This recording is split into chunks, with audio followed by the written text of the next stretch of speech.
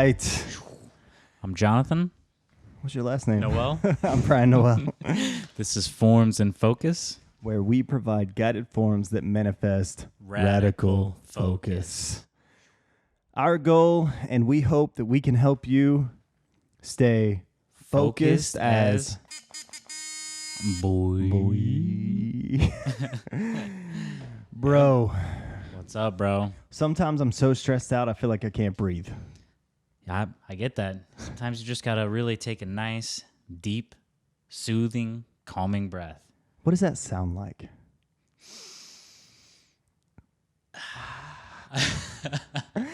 How many times in your life, in your day, think about this, when you listen to this podcast, if there's one thing you do, just stop and take a breath.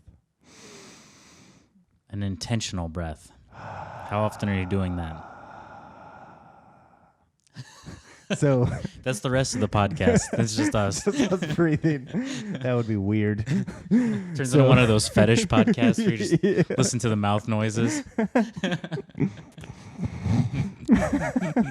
So as you can probably imagine, we're talking about breathing today. Yep. So we were doing some research on breathing. Pretty cool, actually, on the demands from your organs. It looks like the liver actually uses about 20.4% of the oxygen, brain around 18.4%, and the heart 11.6% of the oxygen. It goes to show if you stop breathing, you'll die. So basically, since the liver needs the most, if you're drinking, make sure you breathe a lot. Let's take a deep breath in between those sips. Oh my gosh. So NCBI published in March 2017, a growing amount of evidence has demonstrated an association between cognitive impairment, a pathological condition that acts as a barrier to cognition, and chronic obstructive pulmonary disease manifestation. Now, that's a lot. Right. If you don't suffer from chronic obstructive pulmonary disease, you might be like, oh, what does that have to do with me? But what I liked about that article is the relation between breathing, our lungs, and our cognition, right? Yep, exactly. Because we're all about focus. Gotta stay focused. Gotta stay focused. And if you can't translate that oxygen, it's hard to focus. You almost have to start focusing on your breath, so then you can focus on everything else. It's actually probably the number one thing to focus on is out of all the things you could do. Right. Breathing is pretty important. Yeah. And it's the one thing that you don't need any resources. You don't need anything. It's free. It's free. You can just stop and take a breath. You can do it right now. Unless There's actually not a tax on how much you breathe. Yeah. Once the government has not found a way to tax your breathing.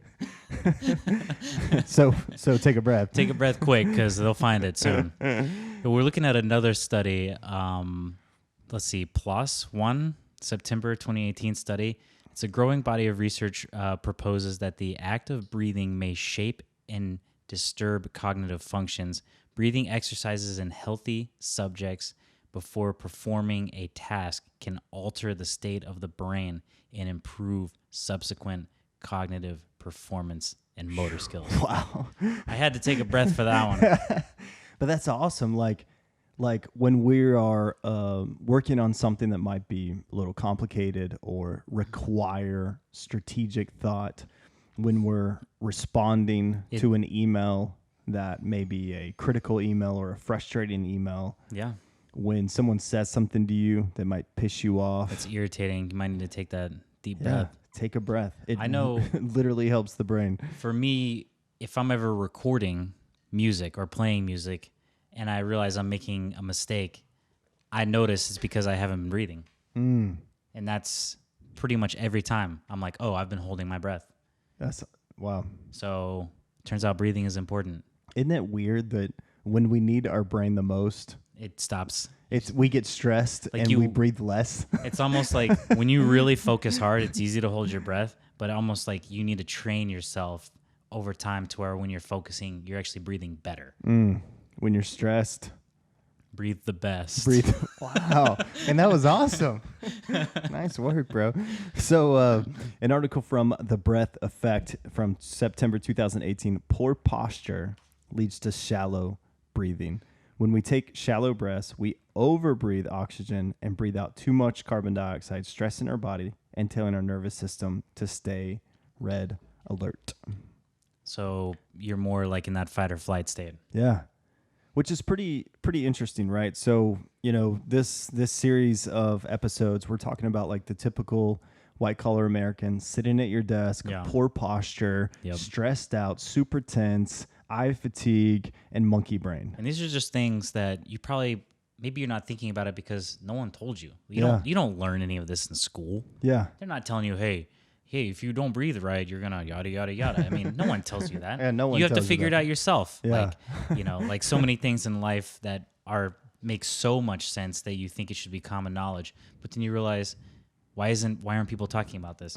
Breathing, it's so fundamental. To living, and so critical. Like, and what's funny is like if you're in an argument and someone says, "Hey man, why don't you take a breath?" You want to punch that person in the face. 100%. But that's probably the best advice you could receive. It's actually, they were right. That's what makes it even worse. I know. 100%.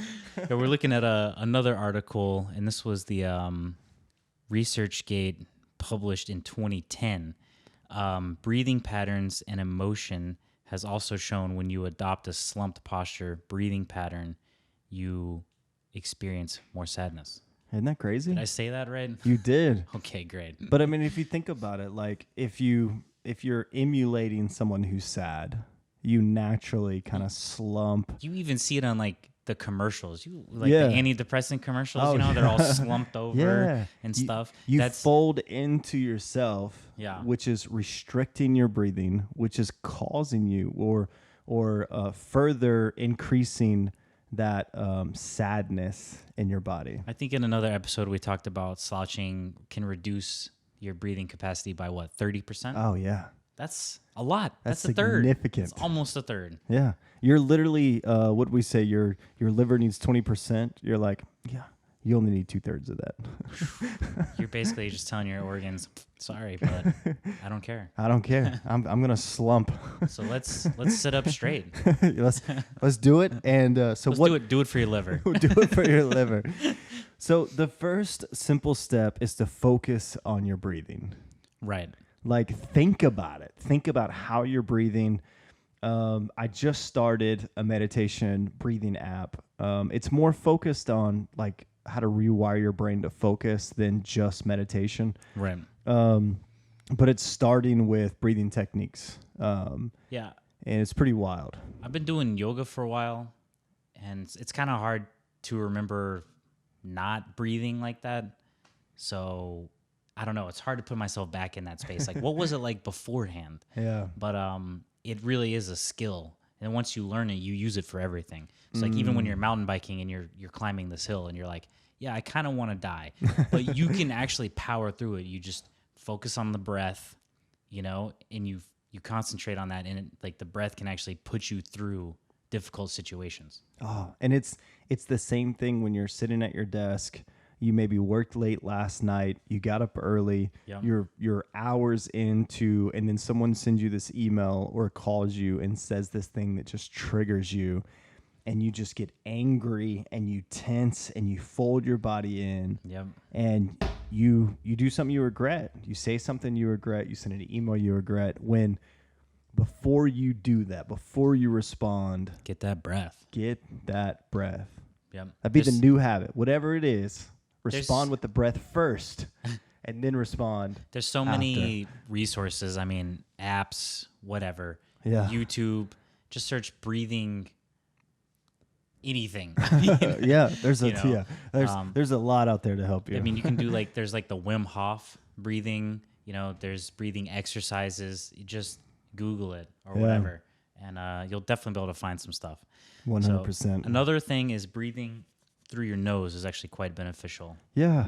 So this is another yoga thing that I've just been doing it for so long now. I don't do anything else unless I'm super active. Yeah. Until your heart rate's up so much, you have to breathe through your mouth.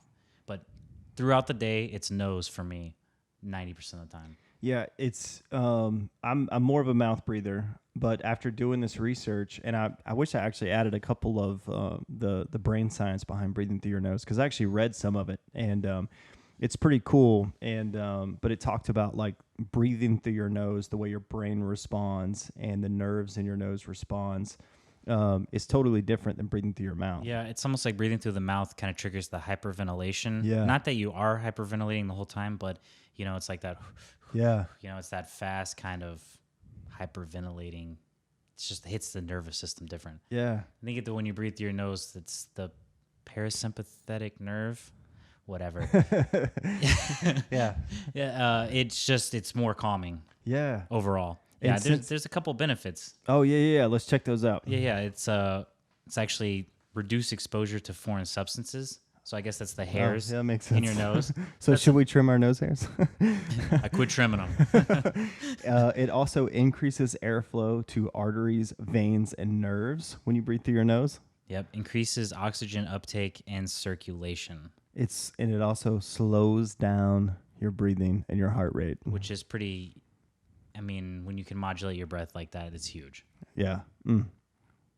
So. What else? Improve your lung capacity. Oh, that's good. I didn't know that. I'm glad I was on the notes. And it also strengthens your diaphragm. Nice. So breathe. Just from doing this research and doing this episode, I've been really focused on my breath. And honestly, during the workday, it's been actually pretty crazy this week for me personally.